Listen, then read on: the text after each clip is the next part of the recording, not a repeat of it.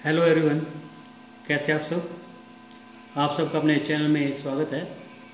आज मैं आपको मुंशी प्रेमचंद की कथा अनाथ लड़की सुनाने जा रहा हूँ। तो अगर आपको ये कथा पसंद आती है तो वीडियो को लाइक कीजिएगा। तो चलिए शुरू करते हैं। सेठ पुरुषोत्तम दास पूना की सरस्वती पाठशाला का मुआयना करने के बाद बाहर निकले तो एक लड़की ने दौड़कर उनका दामन पकड़ लिया। सेठ जी रुक गए और मोहब्बत से उसकी तरफ देखकर पूछा, क्या नाम है? लड़की ने जवाब दिया, रोहिणी।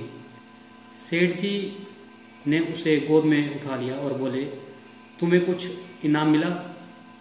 लड़की ने उसकी तरफ बच्चों जैसी गंभीरता से देखकर कहा, तुम चले जाते हो, मुझे रोना आता है, मुझे भी साथ लेते चलो।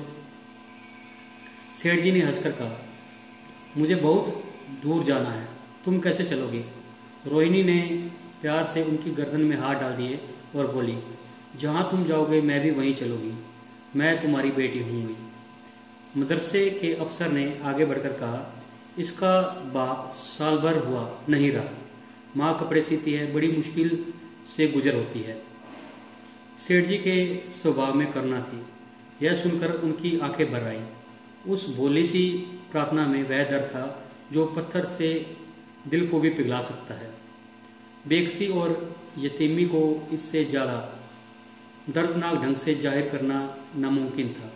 उन्होंने सोचा कि इस नन्हे से दिल में न जाने क्या अरमान होंगे और लड़कियां अपने खिलौने दिखाकर कहती होंगी, यह मेरे बाप ने दिया है।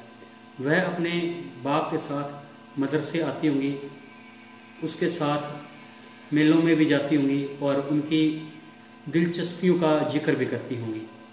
यह सब बातें सुनकर इस भोली लड़की को भी ख्वाहिश होती होगी कि मेरे भी बाप होते तो। माँ की मोहब्बत में गहराई की आत्मिकता तो होती है जिसे बच्चे समझ नहीं सकते। बाप की मोहब्बत में खुशी और चाव होता है जिसे बच्चे खूब समझते हैं। सेठ ने रोहिणी को प्यार से गले लगा लिया और बोले, अच्छा, मैं तुम्हें अपनी बेटी बनाऊंगा, लेकिन खूब जी लगाकर पढ़ना। अब छुट्टी का वक्त आ गया है, मेरे साथ आओ, तुम्हारे घर पहुंचा दूँ। यह कहकर उन्होंने रोहिणी को अपनी मोटर कार में बिठा लिया। रोहिणी ने बड़े इत्मीनान और गर्व से अपनी सहेलियों की तरफ देखा। उसकी बड़ी बड़ी आंखें खुशी से चमक रही थी और चेहरा चांदी की तरह खिला हुआ था। सेठ ने रोहिणी को बाजार की खूब सैर करवाई और उसकी पसंद से कुछ अपनी पसंद से बहुत सी चीज़ें खरीदी। यहाँ तक कि रोहिणी बातें करते करते कुछ थक सी गई और खामोश हो गई। उसने इतनी चीज़ें देखी और इतनी बातें सुनी कि उसका जी भर गया। शाम होते होते रोहिणी के घर पहुँचे और मोटर कार से उतरकर रोहिणी को अब कुछ आराम मिला। दरवाज़ा बंद था। उसकी माँ किसी ग्राहक के घर कपड़े देने गई थी। रोहिणी ने अपने तोहफों को उल्टना पलटना शुरू किया। खूबसूरत रबड़ के खिलौने, चिन्नी की गुड़िया जरा दबाने से चू चू करने लगती और रोहिणी यह प्यारा सा संगीत सुनकर फूली न समाती। रेशमी कपड़े और रंग बिरंगी साड़ियों के कई बंडल थे, लेकिन मखमली बूटे की गुलकारियों ने उसे और अधिक लुभाया। उसे उन चीज़ों के पाने की जितनी खुशी थी, उससे ज़्यादा उन्हें अपनी सहेलियों को दिखाने की बेचैनी थी। सुंदरी के जूते अच्छे सही, लेकिन उनमें ऐसे फूल कहाँ थे? ऐसी गुड़िया उसने कभी भी नहीं देखी होगी। इन ख्यालों से उसके दिल में उमंग भर आई और वह अपनी मोहिनी आवाज़ में एक गीत गाने लगी। सेठ जी दरवाजे पर खड़े इन पवित्र दृश्यों का हार्दिक आनंद उठा रहे थे। इतने में रोहिणी की माँ रुक्मणी कपड़ों की एक पोटली लिए हुए आती है। रोहिणी ने खुशी से पागल होकर एक छलांग भरी और उसके पैरों से लिपट गई। रुक्मणी का चेहरा पीला था, आंखों में हसरत और बेकसी छिपी हुई थी। गुप्त चिंता का संजीव चित्र मालूम होती थी, जिसके लिए जिंदगी में कोई सहारा नहीं। मगर रोहिणी को जब उसने गोद में उठाया और उठाकर प्यार से चूमा तो जरा सी देर के लिए उसकी आंखों में उम्मीद और ज़िंदगी की झलक दिखाई दी। मुरझाया हुआ फूल खिल गया। बोली, आज तू इतनी देर तक कहाँ रही? मैं तुझे ढूंढने के लिए पाठशाला गई थी। रोहिणी ने कहा, मैं मोटर कार पर बैठकर बाजार गई थी, वहाँ से बहुत सी अच्छी अच्छी चीज़ें लाई हूँ। यह देखो कौन खड़ा है। माँ ने सेठ जी की तरफ ताका और लजाकर सिर झुका लिया। बरामदे में पहुंचते ही रोहिणी माँ की गोद से उतरकर सेठ जी के पास गई और अपनी माँ को यकीन दिलाने के लिए भोलेपन से बोली, क्यों तुम मेरे बाप हो ना?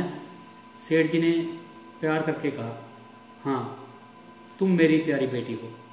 रोहिणी ने उनसे मुंह की तरफ याचना भरी आंखों से देखकर कहा, अब तुम रोज यही रहा करोगे? सेठ जी ने उसके बाल सुलझाकर जवाब दिया, मैं यहाँ रहूँगा तो काम कौन करेगा? मैं कभी कभी तुम्हें यहाँ देखने आया करूँगा, लेकिन वहाँ से तुम्हारे लिए अच्छी अच्छी चीज़ें भी भेजूँगा। रोहिणी कुछ उदास सी हो गई। इतने में उसकी माँ ने मकान का दरवाज़ा खोला और बड़ी फुर्ती से मैले बिछावन और फटे हुए कपड़े समेटकर एक कोने में डाल दिए कि कहीं सेठ जी की निगाह उन पर न पड़ जाए। यह स्वाभिमान स्त्रियों की एक खास अपनी चीज़ है। रुक्मिणी अब इस सोच में पड़ी थी कि मैं इनकी क्या खातिर तवज्जो करूं। उसने सेठ जी का नाम सुना था। उसका पति हमेशा उनकी बढ़ाई किया करता था। वह उनकी दया और उदारता की चर्चाएं अनेकों बार सुन चुकी थी। वह उन्हें अपने मन का देवता समझा करती थी। उसे क्या उम्मीद थी कि कभी उसका घर भी उसके कदमों को रोशन करेगा। लेकिन आज जब वह शुभ दिन संयोग से आया तो वह इस काबिल भी नहीं थी कि उन्हें बैठने के लिए मोड़ा दे सके। घर में पान और लाची भी नहीं थे। वह अपने आंसुओं को किसी तरह से न रोक सकी। आखिर जब अंधेरा हो गया और पास के ठाकुर द्वारे से घंटों और नगाड़ों की आवाज़ें आने लगी तो उन्होंने जरा ऊंची आवाज़ में कहा, बाई जी मैं जाता हूँ, मुझे अभी यहाँ बहुत काम करना है। मेरी रोहिणी को कोई तकलीफ न हो। मुझे जब मौका मिलेगा मैं उसे देखने आऊँगा। उसके पालने पोसने का काम अब मेरा है और मैं बहुत खुशी से पूरा करूँगा। उसके लिए अब तुम कोई फिक्र मत करो, मैं उसका वजीफ़ा बांध दिए देता हूँ। यह उसकी पहली किस्त है। यह कहकर उन्होंने अपना खूबसूरत बटुआ निकाला और रुक्मिणी के सामने रख दिया। गरीब औरत की आंखों में आंसू जारी थे। उसका जी बरबस चाहता था कि उसके पैरों को पकड़कर खूब रोए। आज बहुत दिनों बाद एक सच्चे हमदर्द की आवाज़ उसके मन में आई थी। जब सेठ जी चले गए तो उसने दोनों हाथों से प्रणाम किया। उसके हृदय की गहराइयों से प्रार्थना निकली, आपने एक बेबसी की दया की है, ईश्वर आपको इसका बदला दे। दूसरे दिन रोहिणी पाठशाला गई तो उसकी सजधज आँखों में खूब जाती थी और उसकी सहेलियाँ एक एक चीज़ को आश्चर्य से देखती और ललचाती थी। अच्छे कपड़ों से कुछ स्वाभिमान का अनुभव होता है। आज रोहिणी वह एक गरीब लड़की न रही जो दूसरों की तरफ विवश नेत्रों से देखा करती थी। आज उसकी एक एक क्रिया और गर्व से चंचलता टपकती थी। कभी मोटर की तेजी का जिक्र था, कभी बाजार की दिलचस्पियों का बयान, कभी अपनी गुड़िया के कुशल मंगल की चर्चा थी और कभी अपने बाप की मोहब्बत की दास्तान। दिल था उमंगों से भरा हुआ था।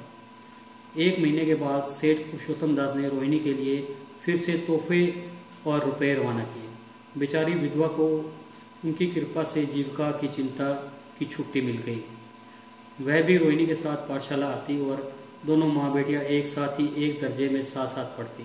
लेकिन रोहिणी का नंबर हमेशा माँ से अव्वल ही रहा। सेठ जी जब पूना की तरफ निकले तो रोहिणी को देखने जरूर आते और उनका आगमन उनकी प्रसन्नता और मनोरंजन के लिए महीनों का सामान इकट्ठा कर देता। इसी तरह कई साल गुजर गए और रोहिणी ने जवानी के सुहाने हरे भरे मैदान में पैर रखा, जबकि बचपन की भोली भाली अदाओं में एक खास मतलब और इरादों से दखल हो जाता है।